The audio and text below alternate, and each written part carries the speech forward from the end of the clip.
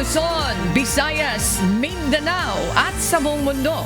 Oras po natin sa buong kapuluan, 2 minuto na po makalipas ang alas 5 ng umaga, Philippine Standard Time. Ako po si Annie Rentoy. Ngayon po ay araw ng Martes, ikatatlo na tayo sa buwan ng Pebrero taong 2026. Tayo po ay sabayang napapakinggan sa Radyo La Verdad 1350 ang UNTV Radio. Simulan na natin ang balitaan. Narito ang malalaki at makabuluhang balita ngayong araw.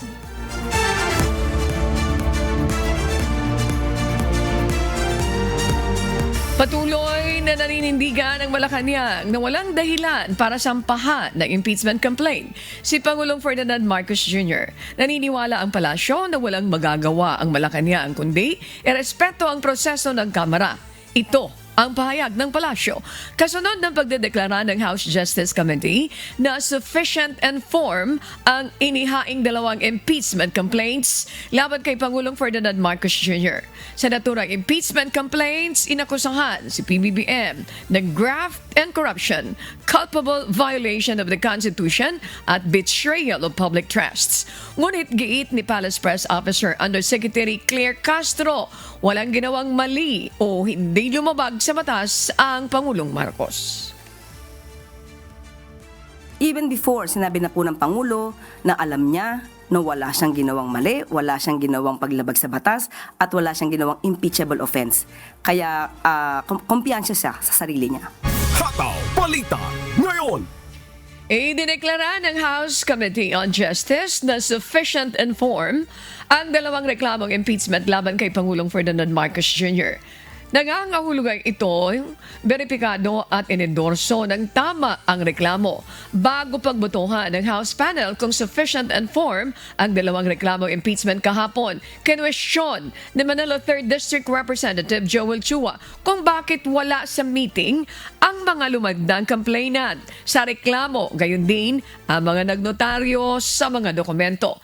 Pero giit naman ni House Committee on Justice Chairperson at Batangas 2nd District Representative Sherbel Luistro, preliminary pa lang ang proseso ng pagtukoy kung sufficient and form and substance ang mareklamo at tanging House member ang imbitado sa pagpupulong. Hindi naman po natin pinapa-identify yung signature. So I think that is very important because maybe later on baka biglang itanggi yung signature. May I ask Madam Chair if the complainant or complainants are present in today's committee hearing? I think it's unnecessary because there is a presumption of authenticity of signatures unless someone or anyone questions it. Then it becomes an issue, that would necessitate asking the affiant or the signatory to confirm or not his or her signature. So that is unnecessary. But I think that is very important. Why? Because we are talking here of the sufficiency in form.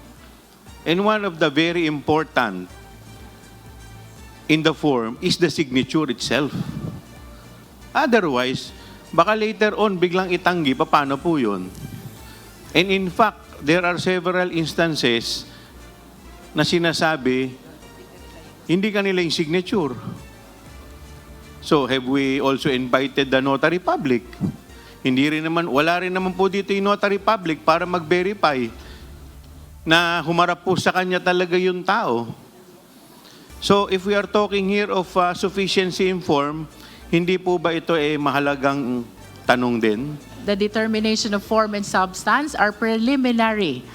The hearing proper will be happening on the later part of our proceeding after we have concluded on the determination of form and substance. No? We recognize the significance of the opinion and observation of the Honorable Chua, but nevertheless, let us confine ourselves to what appear in the impeachment complaint. Hataw Balita ngayon! Nanindigan ang mga complainant sa paghahain ng impeachment case laban kay Vice President Sara Duterte na nasunod nila ang pinakahuling ruling ng Korte Suprema kaugnay ng 1-year bar rule. Ayon sa mga complainant, ibinase nila ang kanilang hakbang sa pinakahuling resolution na inilabas naman ng Korte Suprema.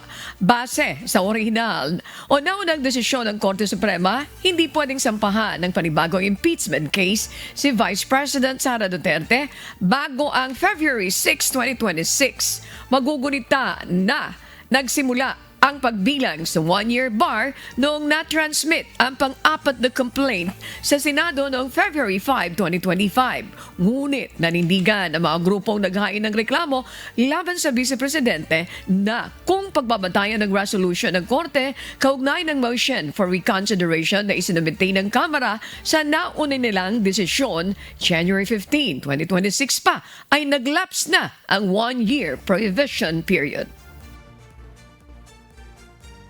So we're following the Supreme Court decision. We're following the Constitution and the rules. Kaya in this case, tamang-tama ang pag-file nitong complaint na ito. It is within the Supreme Court decision and after the one-year bar. Hataw Balita ngayon. Pinamulaan na naman ng mga senador maging panig ng Senate Minority Bloc ang usap-usapan ng panibagong pagpapalit ng liderato sa Senado. Para kay Senate President Tito Sotto, maring ingay lang ito at mayroong nagbigay ng maling impormasyon sa social media at pinatulan. Posible rin anyang mayroon hindi natutuwa sa ginawang pagpapalit ng chairmanship sa mga komite. Itinanggi naman ni Senate President Pro Tempore Panfilo Lacson na may kumausap sa kanya kaugnay ng kodita sa Senado. Anya, isa lang itong rumor o balita.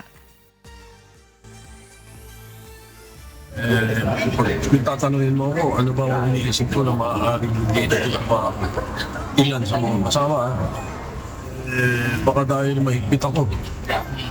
Mahigpit ako sa insertion sa budget. Sabi ko nga, like the Bellon, it's a continuing crime. Since that immemorial. Ganyan naman talaga dito.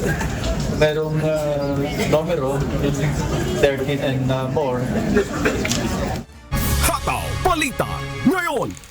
Sa magpapatuloy ng Hataw Balita ngayon, present sa preliminary investigation ng Department of Justice para sa plunder complaint si dating Department of Public Works and Highways o DPWH Secretary Manuel Bonoan. Hindi pa rin ito nakapagsumite ng counter affidavit pero itinanggi nito ang alegasyon laban sa kanya. Nakamonitor lang siya sa kanyang asawa na inaasahang sa ilalim sa operasyon. Samantala, tiniyak ng dating opisyal na hindi siya aalis ng bansa. Oh, I have to study it actually muna. I have to study it. I don't know. I think it's something to do with the allocations for members of the Senate. Hataw Balita ngayon. Susubukan muling ibenta ng Bureau of Customs ang mga kinompiskang mamahaling sasakyan na mag-asawang Pacifico at Sara Diskaya sa mas mababang halaga. 8 pang luxury cars ng mag-asawang Diskaya ang nasa poder ng Bureau of Customs. Kabilang dito ang 2 GMC Yukon, 2 Cadillac Escalade, Maserati Levante, Modena, Rolls-Royce at Bentley. Sa darating na February 11, planong muli ng BOC na magsagawa ng public auction para rito kasama ang 2 pang Bugatti Chirons na hindi pag-aari ng mag-asawang contractor. Dahil luxury vehicle po ito, parang hindi naman po tamang i-donate sa ibang ahensya, parang hindi naman din po tamang gamitin ng Bureau of Customs. Kung kaya, as among all the remedies available at considering again yung pangangailangan ng ating bansa ng pondo, mas inclined si Commissioner Ariel na i-avail yung auction as a remedy para maging revenue itong mga forfeited items at vehicles na ito. Hataw Balita ngayon. Nakikita ang banta sa oportunidad at potensyal ng mga kabataan ang kasalukuyang krisis ngayon sa edukasyon. Ayon kay Akihiro Fushimi, Chief Education Section ng United Nations Children's Fund o UNICEF, maraming challenges ngayon na kinakaharap ang bansa. Magmula sa mga guro, classrooms, textbooks at iba pang salik na nakakaapekto sa pagtututo o pagkatuto ng mga mag-aral. Kaya naman, kaugnay nito, magsasagawa ang Department of Education ng malawakang plano para sa mga reforma sa edukasyon. Ayon kay Education Secretary Sonny Angara, mas magiging epektibo sa sistema ng reforma ang whole society approach dahil nangangailangan ito ng pagsamang aksyon mula sa pamahalaan, magulang, paaralan at iba pang sektor. So I think we need to look at one by one. At the same time, we need to look at the big picture. And we need to look at the opportunity. For example, in the Philippines, you have the highest budget for education in the history. How can we maximize this opportunity? Education is a very complex thing. It's not something, you pour cement and you have a road. You have a covered court. Hindi ganon. Education, it's so many complex factors. Teaching, training our teachers, making sure the learning environment is sound, making sure now it even involves mental health, and even goes to what you do at home, yung screens na policy na nabanggit. So it's very complex. And again, we just received the EDCOM report last Tuesday, and marami pang gagawin talaga. Pero yung pangunahing, the main call of the EDCOM report is a sustained set of reforms over 10 years and a whole of society approach. Hataw Balita ngayon. Ipinagmalaki ng Philippine National Police ang pagbaba ng krimen sa unang buwan ng 2026 kumpara sa January 2025. Batay sa datos ng pambansang pulisya, nasa 24.32% ang ibinaba ng 8 focus crime na kinabibilangan ng murder, homicide, physical injury, rape, carnapping, motor vehicles at carnapping motorcycles. Mula sa 3,236 na mga krimen na naitala ng January 2025, nasa 2,449 na lamang ang naitala nitong January 2026. Samantala, tiniyak naman ni PNP Chief General Jose Melencio Nortates Jr. na walang cover-up at walang whitewash sa gitna ng sunod-sunod na pagkakasangkot ng ilang pulis sa iba't ibang krimen sa bansa. Ayon kay General Nortates, kabilang sa mga kasong kinasasangkutan ng mga pulis ay ang pagpatay, carnapping at pagnanakaw. Yung resources natin, hindi lang naman iisa, hindi lang naman dalawa, no? Hindi lang naman pondo, hindi lang naman logistics. Kasama na rin yung human resource. Pagka dineploy mo yan, including a good police operation, we are employing managing police operations, in-enhance pa natin. And we are continuously auditing, reviewing the accomplishment of each and every unit. Kaya nga, we may attribute this decrease perhaps in the focus again agenda to be set. That was set. Lalong-lalo na the active participation, empowerment of our community. Hataw Balita ngayon. Sinisimula na ang ilagay ng contractor ng MRT Line 7 ang pagtatayo ng tower support bilang paghahanda sa girder launcher installation. Tinatayang nasa 50 tonelada ang bigat na isang girder launcher, kung kaya't nararapat na masiguro ng contractor na ligtas ang paligid kung saan ito ikakabit. Kapag natapos naman ang paglalagay ng tower support sa northbound, isusunod na may itatayo ang kaparehong suporta sa bahagi ng southbound ng EDSA North Avenue kung saan 2 linya din ang pansamantalang isasara. Base sa Traffic Management Plan, February 1 hanggang May 8, ipatutupad ang full road closure sa northbound ng EDSA North Avenue mula alas 10 ng gabi hanggang alas 4 ng madaling araw. Simula naman sa February 22 hanggang 26, March 11 to 23 at May 9 to May 18, ang southbound naman ang isasara. Magtatalaga rin ng zipper lane ang mga otoridad sa oras na ipatupad ang full road closure. Hataw Balita ngayon. Overloading ang isa sa tinitingnang dahilan ng paglubog ng ro-ro vessel sa karagatan ng Basilan noong nakaraang linggo. Umabot na sa 358 ang bilang ng mga sakay ng lumubog na MV Tricia Kirsten Tree batay sa aktual na bilang ng Philippine Coast Guard o PCG. Mas mataas ito kumpara sa 344 na nakasaad sa ibinigay ng passenger manifests. Kabilang narito ang crew.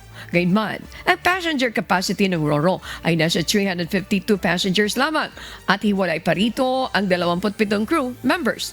Dahil dito, masusing tinutukoy ng PCG kung ilan talaga ang pasahero at ilan ang crew mula sa kasalukuyang kabuuang bilang na 358 na sakay. So, chinecheck natin yan kung ano ang naging reasons kung bakit nagkaroon ng sobrang bilang dito sa atin nakukuhang mga data ngayon. Patuloy po kayong umantabay, magbabalik pa ang Hataw Balita ngayon.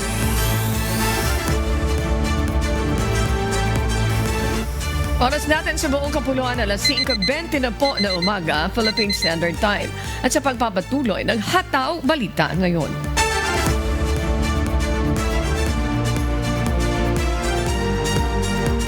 Muling nagbabala ang Cybercrime Investigation and Coordinating Center o CICC at Scam Watch Pilipinas sa bagong modus operandi ng love scams lalo na ngayong Pebrero. Ayon kay Josel de Guzman, founder ng Scam Watch Pilipinas, 5 ang pangunahing target ng love scammers. Kabilang dito ang matatanda, solo parents at mga naghahanap ng kapartner.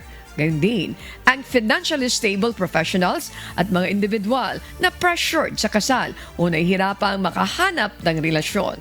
Mas pinadali at mas organisado na ngayon ang panlilinlang sa mga biktima dahil gumagamit na ng peking profiles at AI-generated photos ang mga scammer. Scripted at automated na makikipag-usap ng mga scammer na naglalayong manipulahin ang damdamin ng biktima bago humingi ng pera. Just to manage expectation, si Global Anti-Scam Alliance, doon sa survey nila, until now, we still stand by 3% lang. 3% lang yung chance na marirecover pa yung pera mo pag na-scam ka. So, ganun kaliit yung chance. Kaya nasa prevention kami. Nagiging biktima tayo because Filipinos are oversharing when it comes to their experiences, when it comes to their feelings. Malungkot ka lang, ina-announce mo na sa buong mundo malungkot ka. Bago pa tayo kumain, kailangan may picture muna. Hataw Balita ngayon. Nakahanda na ang mga pribadong ospital sa Pilipinas upang tumugon sakaling may maitalang bagong kaso ng Nipah virus sa bansa. Ayon kay Dr. Jose Rene de Grano ng Private Hospitals Association of the Philippines o PAPI, tulad ng ipinatupad ng COVID-19 pandemic. Ang mga pasyenteng makikitaan ng symptoms ay i-isolate at sasailalim sa pagsusuri.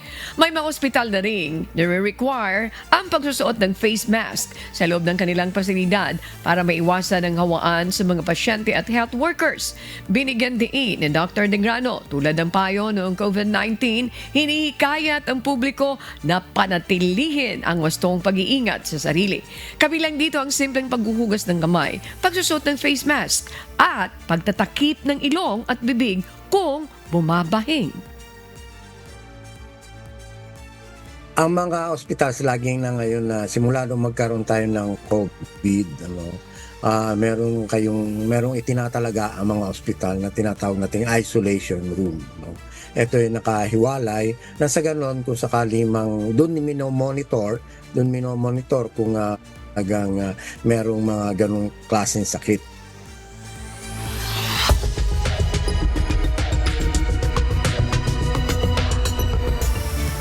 Samantala, pinalalakas ng Canada ang presensya ng militar nito sa Indo-Pacific region habang patuloy ang pagtatas ng tensyon sa naturang lugar.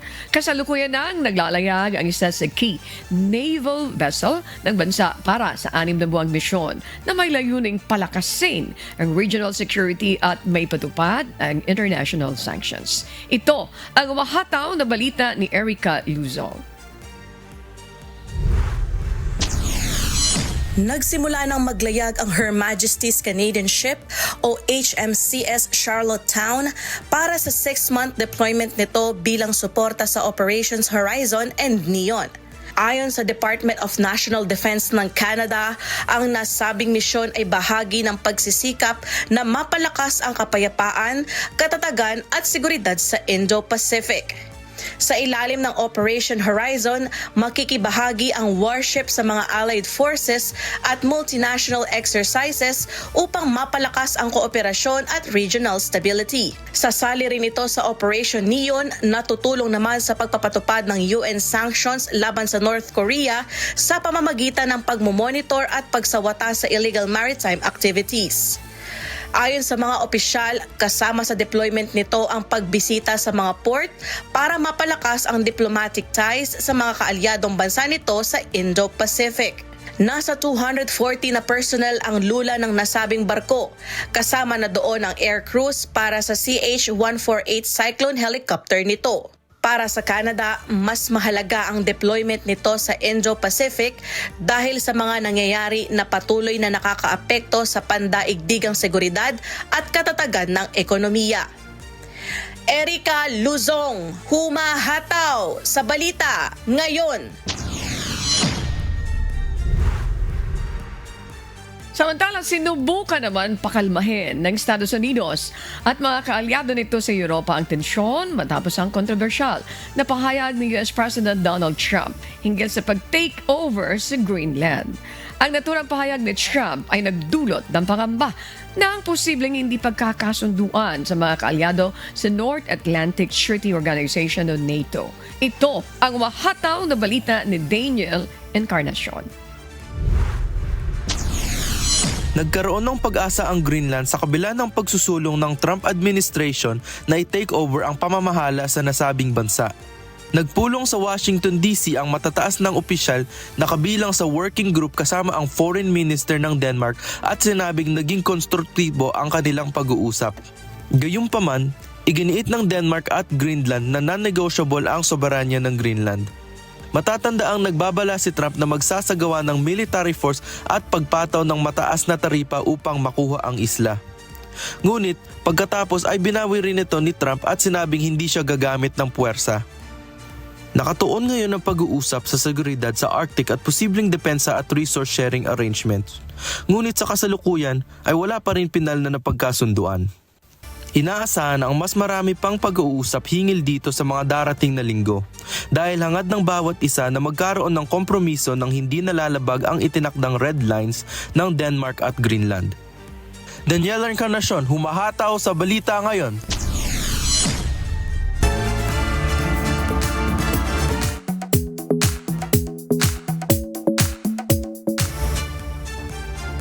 Mula sa screen, gayon ay live ng nasaksihan ng mga Dabawenyo ay isang kwento ng pag-ibig, musika at hugot.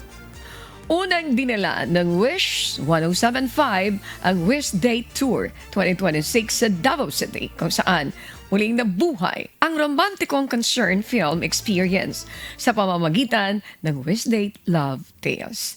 Tunghayan po natin ang kilig at emosyon na naranasan ng mga wisher sa unang destinasyon ng tour. Si Marisol Montaño, humahataw.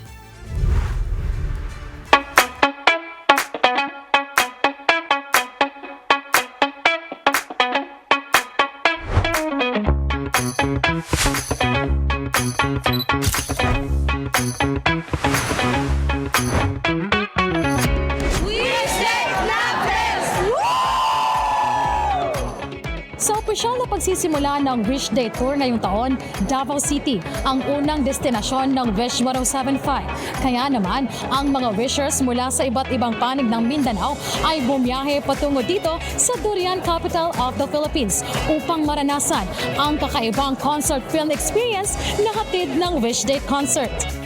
Matapos masaksihan ng mga Dabawenyo ang Wish Date Endless noong nakaraang taon, muling dinala ng KDR Music House at Wish 1075 ang isang panibagong kwento ng pag-ibig, ang Wish Date Love Tales. Hindi pa man nagsisimula ang concert film, ramdam na ang pananabik ng mga Dabawenyo wishers sa magiging takbo ng istorya. Super excited na makarating po dito sa SMX Lanang bunga po ng gusto po naming ma-experience ng live yung Wish Date concert po ngayon, yung Love Tales na yun nga po, kung paanong dati nasa Medium lang kami, nasa YouTube lang kami nakapanood. Ngayon po, super excited na ma-experience namin yung live na po. Kami po, syempre sobrang excited po talaga namin, lalo na po, malayo po po yung pinanggalingan namin from South Cotabato, from to Region 11 po. Like, sobrang nakaka-overwhelm po, lalo na po, inaabangan po namin ang music band po na over-over.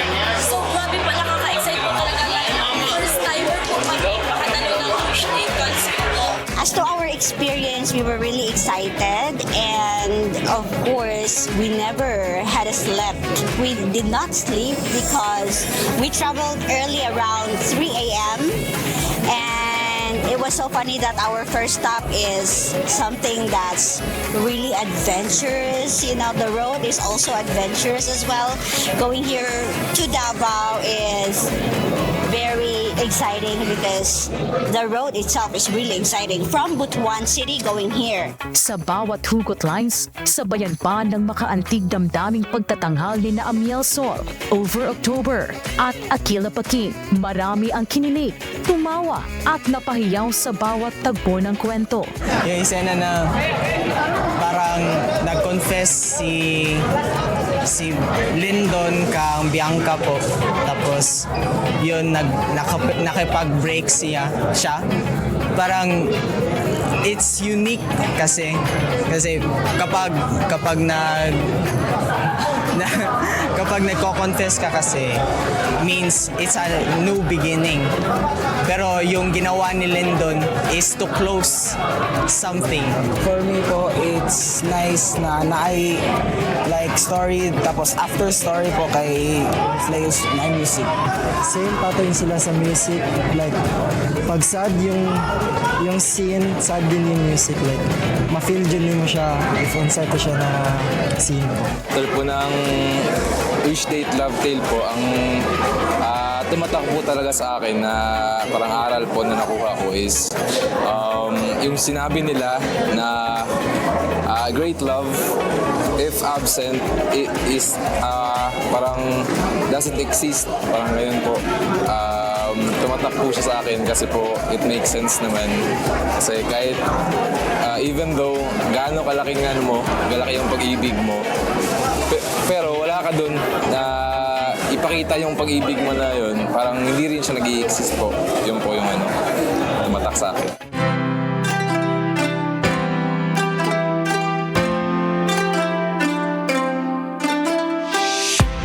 Sa unang pagkakataong makapunta at makapag-perform ng live sa Davao City, ramdam ng mga OPM artist ang mainit na pagtanggap ng mga wishers sa kanila at sa musikang dala nila.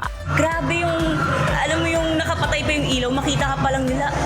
Grabe yung appreciation nila sa amin. Ramdam na ramdam ko yung welcome nila. Masaya ko lagi kapag napupunta ako sa ganito kalayong lugar na malayo sa amin, na at the same time sobrang saya pa rin ng tao na nakikita nila ako. Parang ang nakakataba talaga ng puso na umaabot pala dito yung music ko. Tapos, well, kanina pa nga lang, nag-aayos pala kami ng gamit. Parang nararamdaman ko na yung energy. So, sobrang saya talaga. Kanina, during one of our songs, 1, 2, 3, we had a segment where we went down to the crowd. And to be honest, it's something that we like doing, so we do it a lot. But it's just so nice kasi here parang everyone is so enthusiastic. Everyone met with us, lumapit sila. And it's nice kasi syempre when we get to perform, parang it's that little part of our set where we connect more with the people. Labis ang kanilang pasasalamat sa pag-imbita ng Wish 1075 at walang sawang pagsuporta ng kanilang mga tagahanga. Those 11 years, grabe ang naging suporta, ang naging impact ng Wish sa OPM. Grabe yung naging suporta nila. Nagkaroon kami ng platforms, yung mga original songs, nagkaroon ng platforms na maikalat pa, mai-broadcast. So, yun, very grateful kaming mga artists sa mga platforms like Wish na tumutulong, sumusuporta sa OPM. Bringing artists to different parts of the Philippines and allowing our music to have a different life through the stories that they tell. So, ang ganda kasi habang pinapanood ng mga audience members itong palabas na ito, pati sila parang naisip nila, uy, pwede din tong soundtrack sa buhay ko. Mas nakaka-relate kasi as an OPM artist at lahat naman ng musician dito sa Pilipinas, pangarap makapag-wish bus, di ba? So sobrang laking bagay na ma-feature ng Wish, ganyan. Lahat ng anything that has to do with Wish ay sobrang laking tulong sa pagbo-boost ng platform ng isang artist. So sobrang grateful talaga namin sa Wish. Sa pagtatapos ng gabi, hindi lamang mga alaala ng awitin ang bitbit ng wishers pauwi, kundi ang mga kwentong nagpapaalaala na ang pag-ibig, kahit man dumaan sa pagsubok, ay nagwawakas pa rin sa pagtanggap at pagpapatawad. Marisol Montaño, humahataw sa balita ngayon.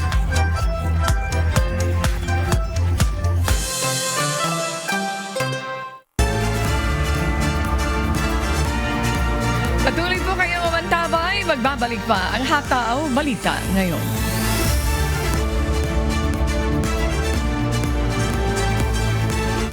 Sa pagpapatuloy ng Hataw Balita ngayon.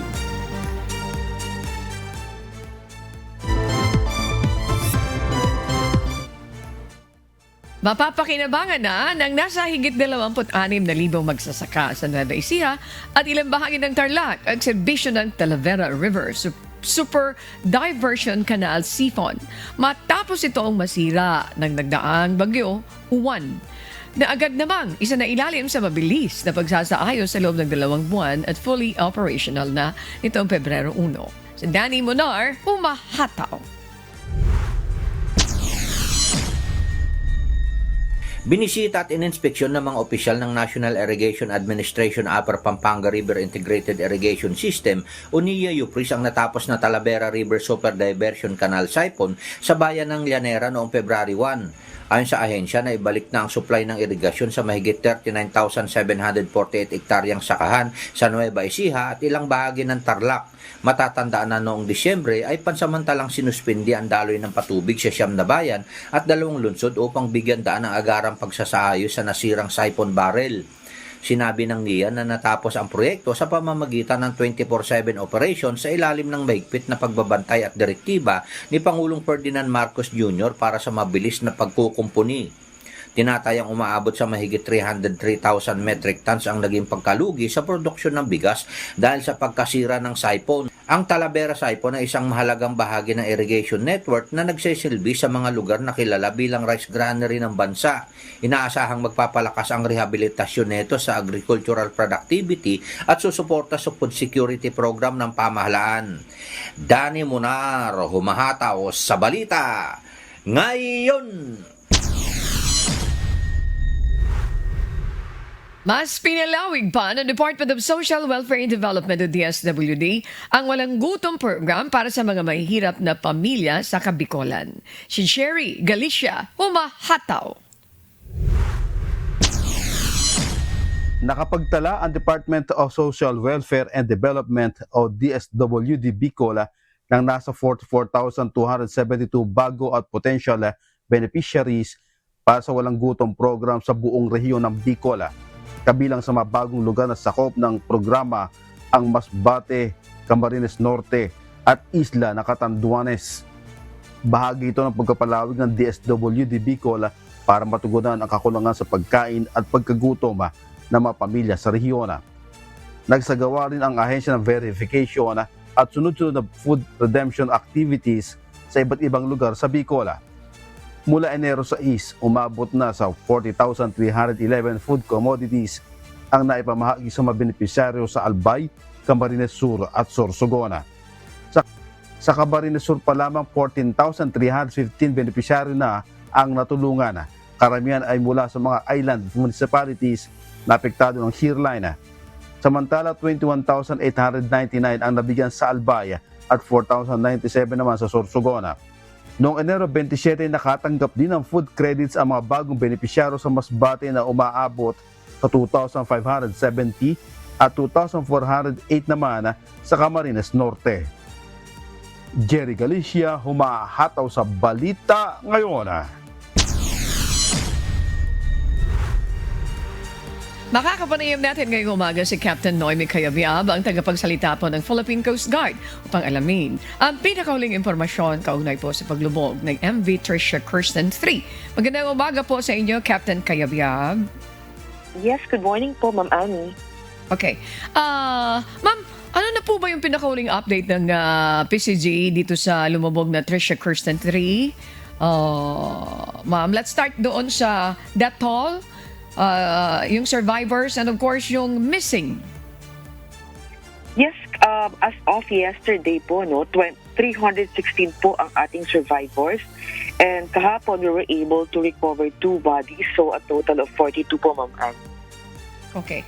So, how many are still missing, ma'am? Yung captain is still missing.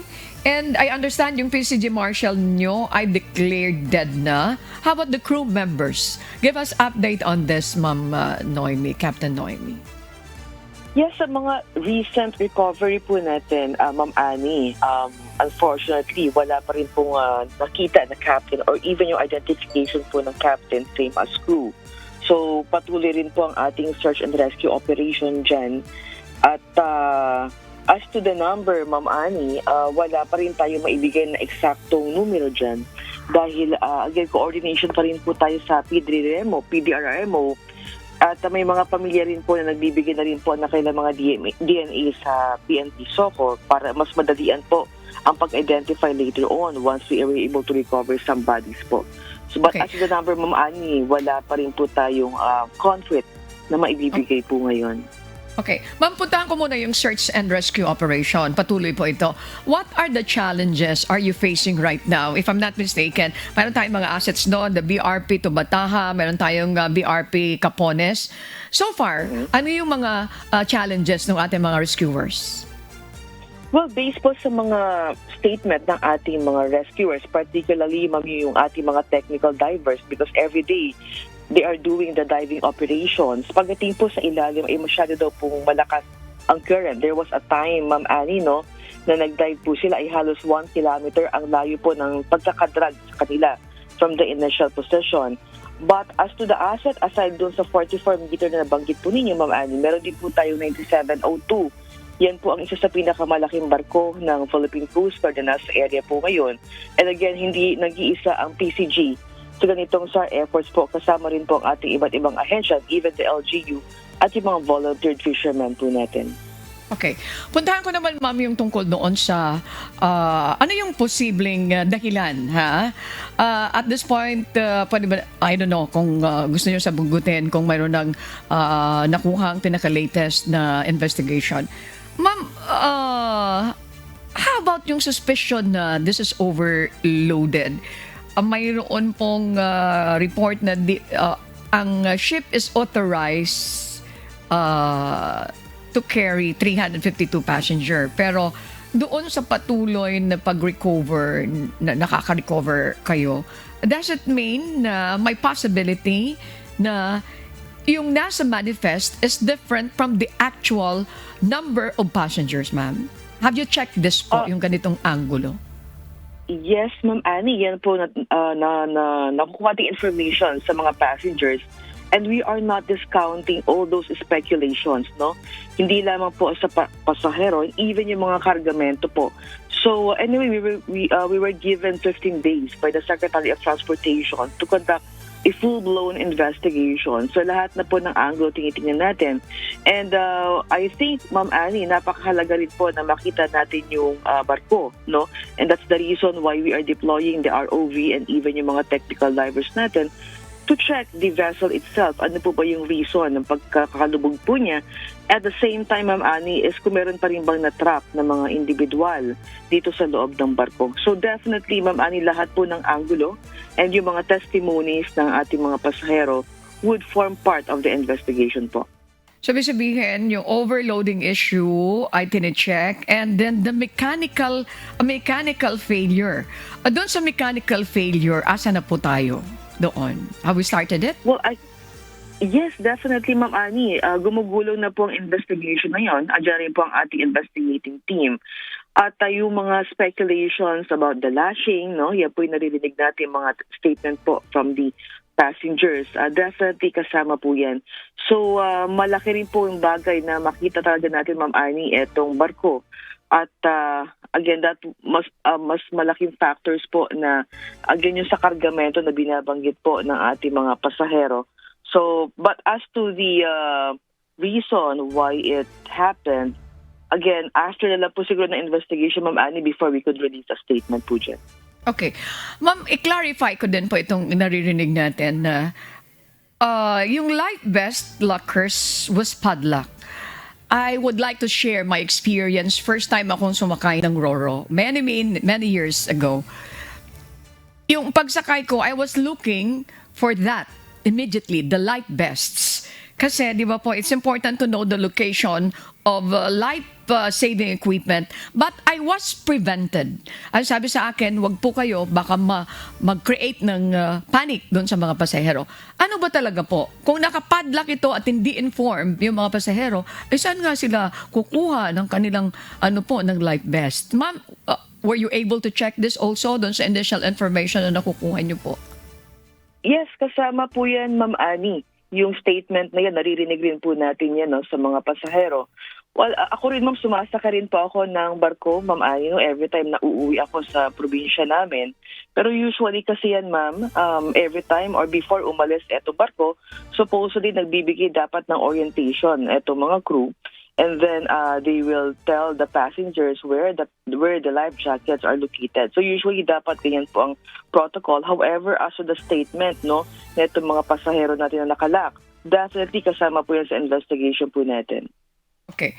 Ma'am, on the part of the government, yung legal action nila nakita natin, we may to understand, ang DOTR has grounded the entire passenger fleet of the Allison shipping lines. It's not easy sa isang negosyante na yung buong fleet mo ay grounded, hindi siya mag-ooperate. Now, may we know kung hanggang kailan matatapos yung investigation? Well, ang directives natin, Ma'am Annie, is to expedite po etong investigation na to.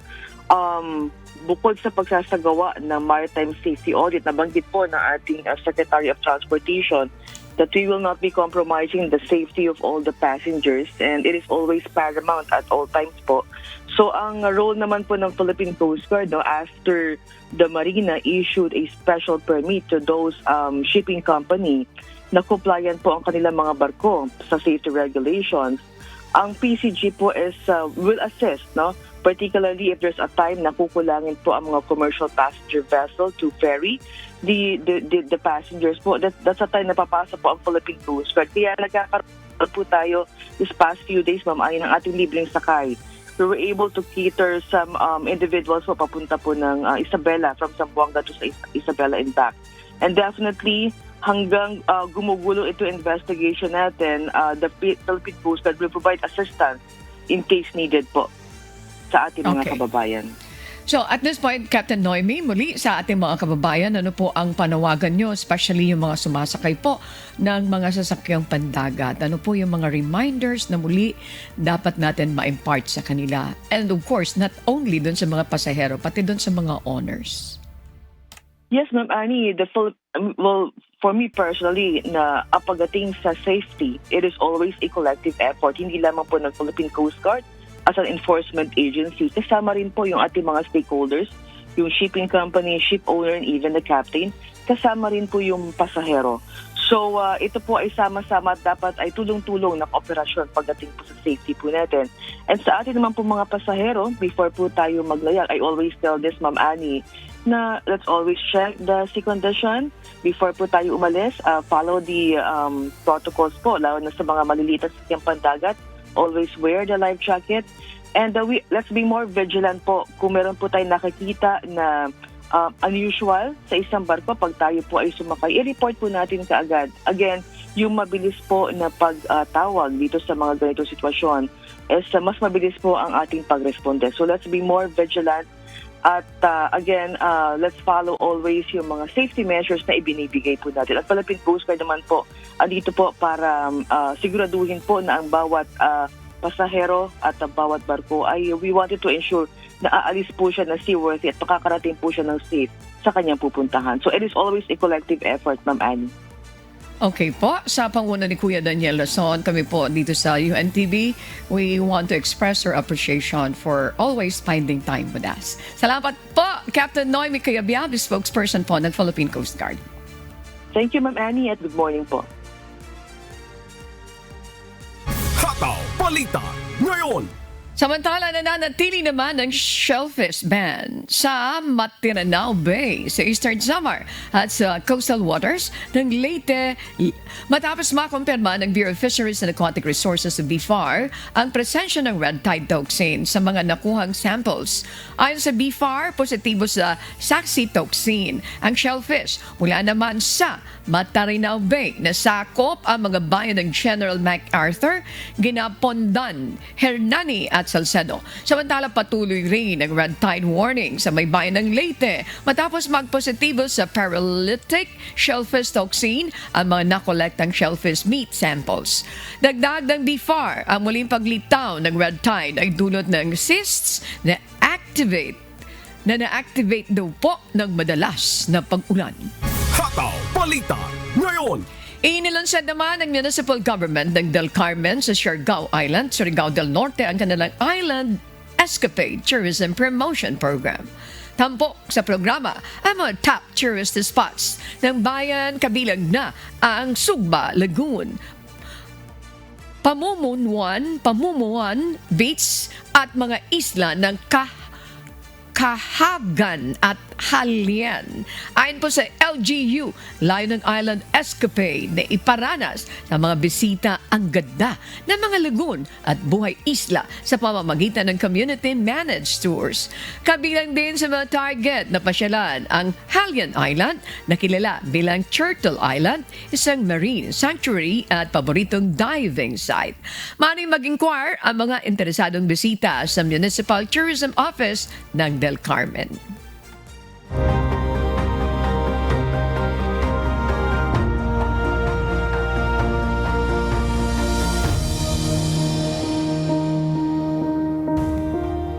Tumanggap naman ng parangal ang Members Church of God International o MCGI sa pagdiriwang ng ika-25 founding anniversary ng Tactical Operations Wing Northern Luzon ng Philippine Air Force. Ginanap ang seremonya ng February 2, 2026 sa main ballroom ng Air Force City Officers Clubhouse sa Clark Air Base, Mabalacat City, Pampanga. Kilala ang MCGI dahil sa tuloy-tuloy na serbisyong panlipunan at mga humanitarian activities na tumutulong sa komunidad at sumusuporta sa public service. Tinanggap ni Brother Danny Navales at Brother Noli Samalia ang parangal bilang representatives ng MCGI. Brother Danny Navales, Minister, Members Church of God International.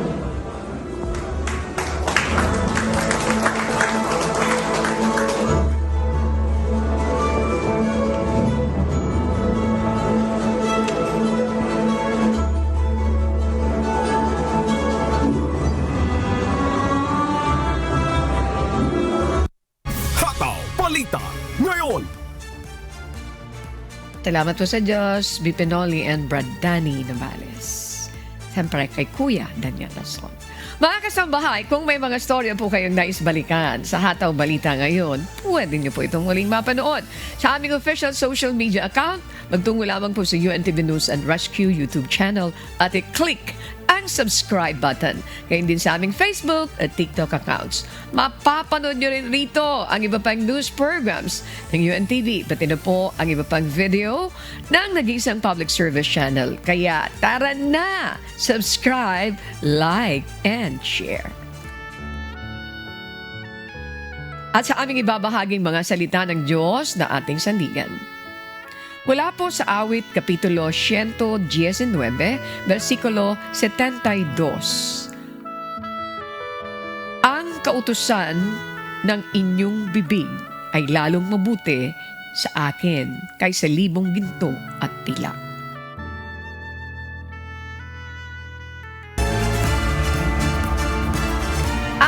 Yan po ang mga umahataw na balita ngayong umaga ng Martes, ikatatlo sa buwan ng Pebrero 2026.